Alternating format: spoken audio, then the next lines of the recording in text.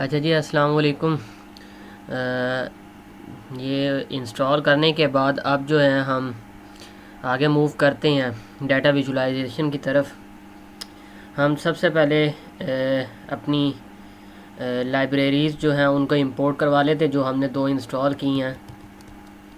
Import matplotlib as MLP and import matplotlib dot pyplot as PLT। उसमें से pyplot को हमने import करवाया PLT के तौर पे, और इसके साथ ही हम इंपोर्ट करवा लेते हैं सी बोर्न एज SNS। तो हमने ये लाइब्रेरीज़ को इंपोर्ट करवा लिया है। इन लाइब्रेरीज़ को इंपोर्ट करवाने के बाद अब हम जल्दी से हिस्टोग्राम को देख लेते हैं अपने मैटप्लॉटलिब के ज़रिए से। तो मैं सबसे पहले दो लिस्ट क्रिएट कर लेता हूँ। मैं लिस्ट 1 के नाम से एक लिस्ट क्रिएट करता हूँ। मैं कहता हूँ 1,2,3 डाटा रैंडमली पुट कर देता हूँ मैं। चलें,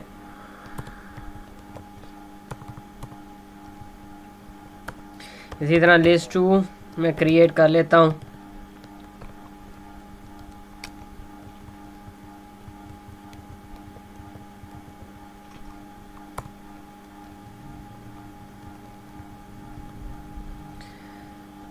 हमने लिस्ट 2 भी क्रिएट कर ली।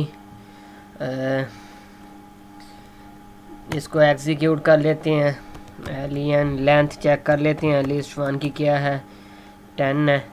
इसी तरह एलियन लिस्ट 2 की लेंथ चेक कर लेते हैं, वो 11 है। एक एलिमेंट को हम डिलीट कर लेते हैं, 10 को डिलीट कर लेते हैं। अब दोनों की लेंथ हमारे पास इक्वल है। तो मैं अपना मैटप्लॉटलिब के ज़रिए से अभी हिस्टोग्राम उसको ड्रॉ करने की कोशिश करता हूँ। तो PLT डॉट हिस्ट का मेथड है, उसके ज़रिए से मैं पहले लिस्ट 1 को इम्प्लीमेंट कर लेता हूँ। तो लिस्ट 1 मेरी, उसके तमाम मेंबर्स जो हैं वो मेरे शो हो गए हैं। ठीक है, तमाम डाटा मेरा हिस्टोग्राम में शो हो गया है। इसके अंदर नंबर ऑफ़ आर्गूमेंट्स अगर मैं मॉडिफाई करने चाहूँ, मैं इसको colour is equal to red कर देता हूँ। तो अब रेड कलर में मुझे शो हो रहा है। मुझे थोड़ा सा, ठीक है, अच्छा, रेड कलर में शो हो रहा है। और अगर आप चाहते हैं कि अगर आपने नॉर्मलाइजेशन करना, नॉर्मलाइज करना है अपने इस डाटा को, तो आपको जो आर्गूमेंट पास करना पड़ता है नॉर्मेड इज़ इक्वल टू ट्रू। तो आपका अब ये जो डाटा है नॉर्मलाइज है आपका अब डाटा, बगैर उसके चेक कीजिएगा ज़रा आप, बगैर उसके आपका डाटा नॉर्मलाइज नहीं है।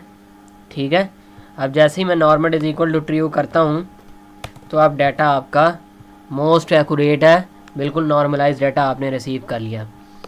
इसी तरह PLT डॉट हिस्ट, उसके अंदर लिस्ट 2 को मैं पास कर देता हूँ। उसका कलर मैं colour is equal to blue ही करता हूँ। और उसके बाद normed is equal to true, blue not defined, sorry, single quotes में आएगा। तो आपका अब इस तरह वो डिफ़ाइन हो गया। अच्छा, मैं दोनों इसके अंदर एक और पैरामीटर भी मेरे पास होता है, इस टाइम 10 है। एक और पैरामीटर भी मेरे पास होता है, वो होता है बीन्स का। ठीक है, बीन्स इज़ इक्वल टू मैं कर देता हूँ 20। तो अब 20 बीन्स के ज़रिए से डाटा शो किया जा रहा है। बीन जो होते हैं ये आपके पास ये एक बीन है। ठीक है, इस तरह ये बीन्स को ज़ाहिर करता है। डिफ़ॉल्ट जो ये 1 है, ये 2 है, नेक्स्ट 2 है, 3 है, 4 है, इस तरह ये बीन्स को ज़ाहिर करता है। डिफ़ॉल्ट जो बीन्स होती हैं वो आपके पास 10 होती हैं। ठीक है, मैं वैसे यहाँ पे लिख लेता हूँ बीन्स इज़ इक्वल टू 20। अच्छा, अब एक और जो आपके पास आर्गुमेंट है यहाँ पे आता है वो है अल्फ़ा का। अल्फ़ा मैं कह देता हूँ, अगर मैं 1 कर दूँ इसको, अल्फ़ा को वैल्यू 1 दे दूँ, नॉट 100 है, 0.5 दे लेता हूँ। तो अब यानी कि ट्रांसपेरेंसी ओपेसिटी जो है उसकी उसके अंदर चेंज आया है, आपने अल्फ़ा जिस तरह ही प्लेस किया है। अब हम क्या करते हैं, हम इन दोनों अपने डाटा सेट का इंटरसेक्शन काउंट कर लेते हैं, हम चेक कर लेते हैं कि हमारा इंटरसेक्शन कहाँ पे है। मैं इस लाइन को कॉपी करता हूँ और इधर आके पेस्ट कर देता हूँ। एक का कलर ब्लू, एक का colour red, comma bins is equal to 20, दोनों की बीन्स 20 कर देता हूँ। बल्कि बीन्स जो है उनको मैं 10 ही रहने देता हूँ, डिफ़ॉल्ट बीन्स मैं रहने देता हूँ, उसको चेंज नहीं करता, लेकिन अल्फ़ा ओपेसिटी में चेंज कर रहा हूँ। तो एरर रिसीव हुआ है कुछ, अल्फ़ा, अच्छा स्पेल्स की मिस्टेक है, ALPHA। तो ये हमारा जो है, अब आप देख सकते हैं जहाँ पे इंटरसेक्शन था वहाँ पे उसने उसको क्या किया, पर्पल उसका ब्लू के साथ जो है और रेड कलर को साथ मिलाया, तो उसने एक न्यू कलर जो है उसने वहाँ पे जनरेट किया है। तो वहाँ पे हम चेक कर सकते हैं जहाँ जहाँ पे ये कलर हमारा चेंज हो रहा है, ये सारा यहाँ पे क्या है, इंटरसेक्ट हो रहे हैं हमारे दोनों डाटा सेट जो आपस में इंटरसेक्ट हो रहे हैं। तो ये तो था, हमने हिस्टोग्राम देखा अपना मैटप्लॉटलिब के ज़रिए से। अब हम इसकी जल्दी से प्रैक्टिस कर लें, फिर हम जो है सीबोर्न के ज़रिए से डाटा की विजुलाइजेशन चेक करते हैं अभी। अच्छा जी, सीबोर्न के ज़रिए से अब हम अपने डाटा की विजुलाइजेशन देख लेते हैं। मैं इंपोर्ट करवा लेता हूँ numpy को एज np, इंपोर्ट करवा लेता हूँ मैं जी मैटप्लॉटलिब, पहले से हमारी है पड़ी, मैटप्लॉटलिब हमने पहले से करवाई हुई है। तो मैं सीबोर्न को करवा लेता हूँ SEABORN ठीक है। और उसके बाद जो है मैं इंपोर्ट करवा लेता हूँ, इसको नीचे ले आऊँ मैं ज़रा, from numpy dot random numbers को जनरेट करने के लिए मैंने इसको इंपोर्ट करवा रहा हूँ, इंपोर्ट रैंड एन, ठीक है। रैंड एन को मैंने इंपोर्ट करवा लिया इसके अंदर से, और ये मेरा हो गया है, इंपोर्टिंग डन हो गई है मेरी। अब जो है मैं अपने दो डाटा सेट क्रिएट कर लेता हूँ। Data set 1 is equal to randn, इसमें मैं पास कर देता हूँ 500, डाटा सेट 2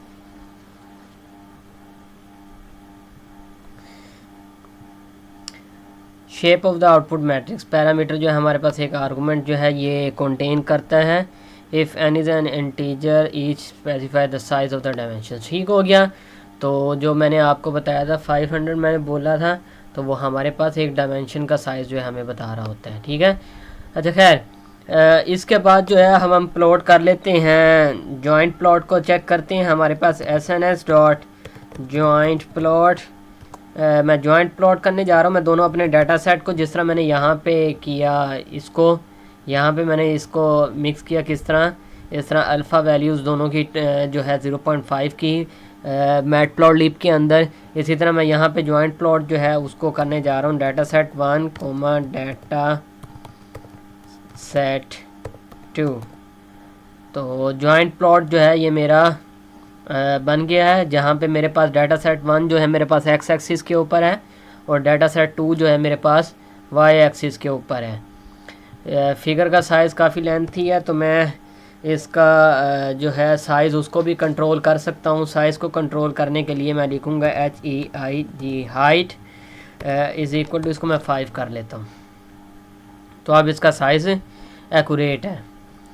एक्स और वाई एक्सिस पे मैं लेबल्स जो हैं उसको प्लेस कर लेता हूँ। मैं यहाँ पे लिख देता हूँ डॉट सेट एक्सिस लेबल्स।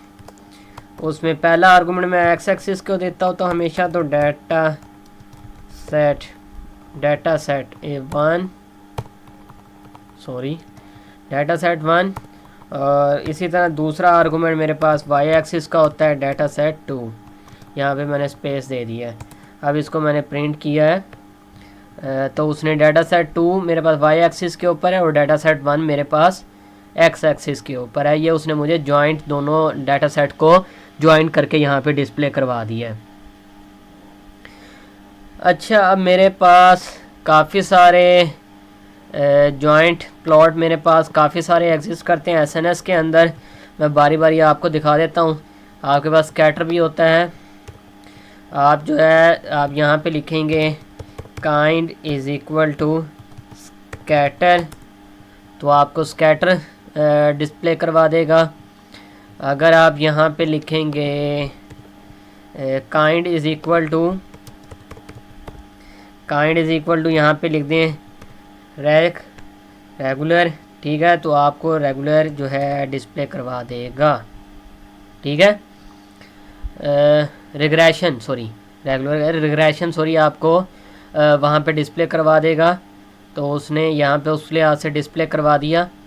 अगर आप जो है यहाँ पे इसको कॉपी कर लें और यहाँ पे जो है इसको लिखें रिग्रेशन की जगह रेज की जगह लिख दें आप RESID, तो आपको उस लिहाज से डिस्प्ले करवा देगा।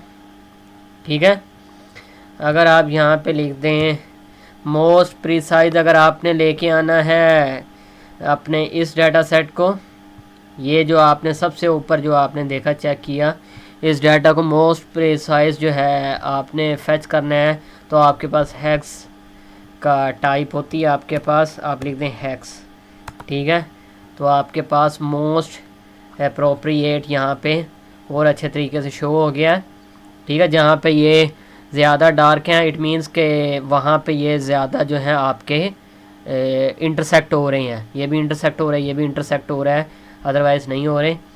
आप इसका कलर भी चेंज कर सकते हैं। कलर इज़ इक्वल टू आप कर दें जी रेड कर लें बेशक, तो आपका कलर रेड हो जाएगा।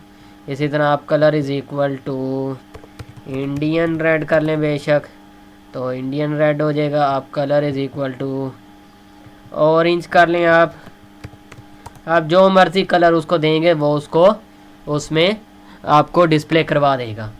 ठीक हो गया। अच्छा, इसके साथ एक और जो है आपने अगर इंटेंसिटी जो है ज़्यादा मोस्ट एक्यूरेट इंटेंसिटी को शो करवाना है कि कहाँ पे आपका डाटा का रुझान जो है किस साइड पे ज़्यादा है, ज़्यादा जो है आपका डार्क एरिया कौन सा है, आपने उस चीज़ को शो करवाना है, तो आप KD उसको यूज़ करते हैं काइंड।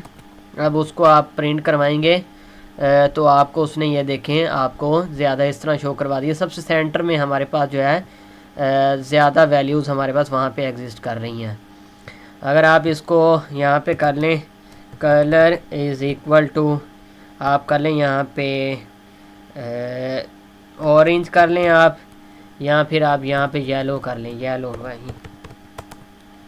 ठीक है, तो येलो से आपको और भी ज़्यादा डिस्प्ले हो जाएगा। आप बेशक यहाँ पे ऑरेंज भी कर सकते हैं। तो ये डिफरेंट जो है हमने डाटा की विजुलाइजेशन देखी। इसके अंदर हमने मैटप्लॉटलिब को यूज़ किया, हमने सीबोर्न को यूज़ किया और उसके ज़रिए से हमने जस्ट बेसिक अभी हमने चेक की है कि हमारे पास बेसिक किस तरह है। बाकी इंशाल्लाह जो है नेक्स्ट लेक्चर के अंदर हम अपने डाटा की विजुलाइजेशन की तरफ प्रॉपर तरीके से मूव करेंगे। जस्ट अभी तो हमने मुख्तलिफ देखे कि हमारे मेथड क्या हो सकते हैं। हिस्टोग्राम को भी हमने देखा है, हमारे पास हिस्टोग्राम किस तरह मैटप्लॉटलिब में ड्रॉ होता है। और उसके बाद जॉइंट प्लॉट हमने चेक किया, हमारे पास जॉइंट प्लॉट सीबोर्न के अंदर कैसे इंस्टॉल होता है, कैसे प्लॉट होता है। और डिफरेंट काइंड्स के हमने जॉइंट प्लॉट जो हैं उनको यहाँ पे डिस्प्ले करवाया है। ठीक है, तो आप डिफरेंट काइंड के जॉइंट प्लॉट्स को भी डिस्प्ले करवा सकते हैं। इसकी आप लोग प्रैक्टिस कर लें। इंशाल्लाह फिर नेक्स्ट लेक्चर के अंदर हम नेक्स्ट विजुलाइजेशन की तरफ मूव करेंगे।